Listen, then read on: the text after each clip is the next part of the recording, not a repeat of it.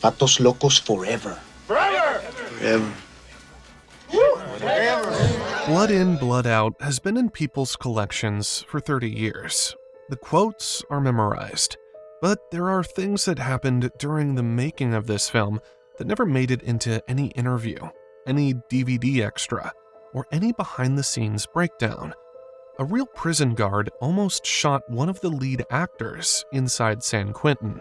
An inmate made the card you see in one of the most emotional scenes in the film, and Disney, the studio that distributed this movie, forced the director to cut nearly 40% of it before it ever reached you.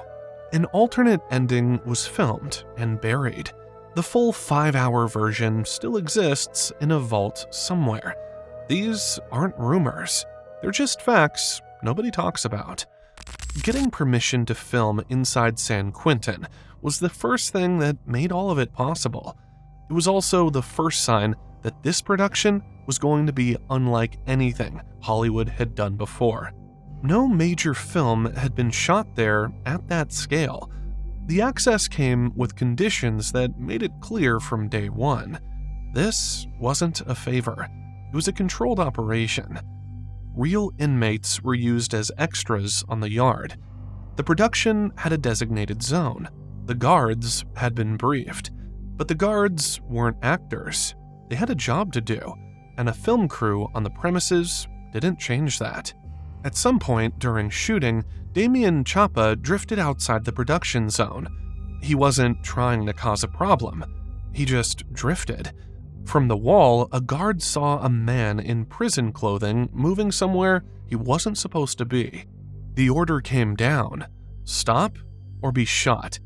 Chapa turned around slowly, hands visible, and explained who he was. The guard told him what he'd seen from that distance: a prisoner out of bounds. Get back, stay there. Chapa said he had to go change his clothes after that. That tension didn't stay in one corner of the yard. The decision to use real inmates as extras had already created a problem nobody on the production had planned for. It had nothing to do with Chapa. The actor playing Big Al was doing his job too well. Big Al is one of the most quoted characters in the film, an Aryan Vanguard associate who runs the kitchen detail and controls the gambling racket inside San Quentin. Convincing enough on screen. Allah is blessing. Move on, or I'll carpet my cell with your black skin. Now for my brown brothers. Sorry, no tortilla. Inside the actual prison, surrounded by the men Big Al was supposed to hate, it became something else entirely. Some inmates couldn't separate the actor from the character.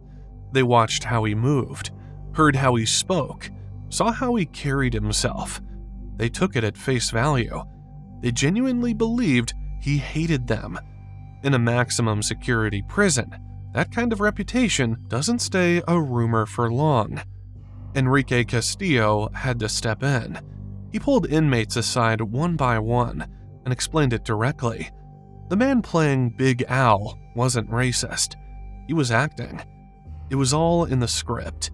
Castillo had to personally vouch for a fellow cast member just to keep the production from becoming something dangerous. What makes that even more significant is what Castillo was doing in between all of it. That was the yard. Off it, Castillo was doing something else entirely. Before production started, Castillo and the actress playing his daughter exchanged real letters in character.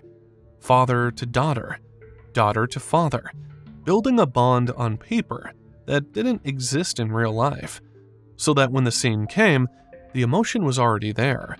Then something happened that no amount of preparation could have produced. Castillo had befriended one of the inmates working as an extra. When he described the scene where Montana sees his daughter for the first time in 14 years, the inmate went quiet. The next day, he came back with a handmade envelope, a drawn stamp in the corner, and handed it to Castillo for the scene. Castillo thanked him, but explained it wasn't quite right. The inmate returned the following day with a hand-drawn card. hands in prayer, a rose, a heart. That is the actual card in the film. A real inmate made it by hand, took notes, and came back with something better. Castillo still owns it. That card is a small piece of something much larger. Castillo had been building Montana long before the cameras arrived. It started with the books. Frantz Fanon, The Wretched of the Earth, The Broken Spears. Castillo had studied colonization and the indigenous experience of the Americas at UC Berkeley. All of it went into Montana. Montana is a vegetarian in a maximum security prison. That's not a quirk. Big Al controls the meat supply, served once a year inside San Quentin. Montana refusing to eat it was refusing to be owned by the man who ran the racket. Same with cigarettes. In San Quentin, cigarettes are currency. Smoking was literally burning money. Montana didn't smoke. That's not a personality trait. That's a man refusing to hand his power to anyone. Taylor Hackford saw all of this and told Castillo something that stayed with him through the entire production. Montana was the heart of the story. Castillo took that literally.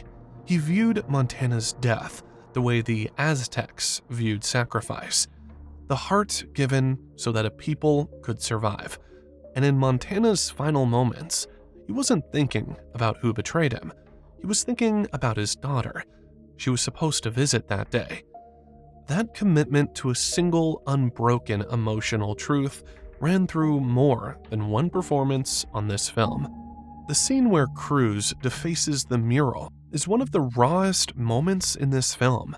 What most people don't know is the production had exactly one shot to capture it. The artist who recreated it told them something they didn't want to hear. The work was too complex to duplicate. When Jesse Borrego walked onto that set, Hackford pulled him aside and told him straight, "Get it right the first time, because there was no second time." What you see in that scene is largely improvised. The emotion, the muttering, the way Borrego moved through it, most of that wasn't in the script. He felt the weight of the situation and ran with it. Same thing happened in the scene where Juanito dies. That kind of grief doesn't come back once it leaves. The cast knew it. The crew knew it. They had one window to catch it. They did. Jesse Borrego deserved an Oscar for that performance. 30 years later, it still hits the same way. Juanito always loved me more than you, Holmes. Tú te creías muy chingón. You were always too much of a badass to love the little vato. Just like you are now. So much of a fucking badass, you kill your own people! No! The version of Blood In, Blood Out you've watched your entire life is not the complete film. Not even close. Taylor Hackford's original cut ran 5 hours. Full subplots for Magic and Popeye. Characters the theatrical version barely has time for. An alternate ending where Montana's daughter takes revenge for her father's death. That scene was fully filmed, cut before the film ever reached a theater. The reason had nothing to do with the story. Hollywood Pictures, a branch of Disney, distributed the film, and the executives made a business decision. A 5-hour runtime would hurt ticket sales, so Hackford was told to cut nearly 40% of his film.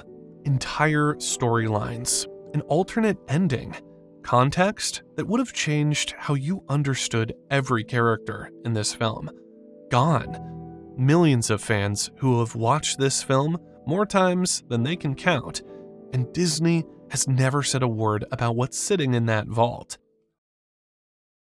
Before you go back to quoting Big Al in the comments, which I know you're about to do, there's something about him you probably never considered. There is a fan theory circulating that Big Al wasn't a white supremacist from Texas at all, that he was a light-skinned Mexican who buried his identity to survive inside San Quentin. He paid the Aryan Vanguard for protection, performed their beliefs loudly, and made himself useful to them. But the Vanguard never fully let him in.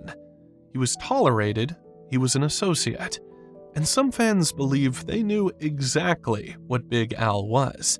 His obsession with Miklo adds another layer.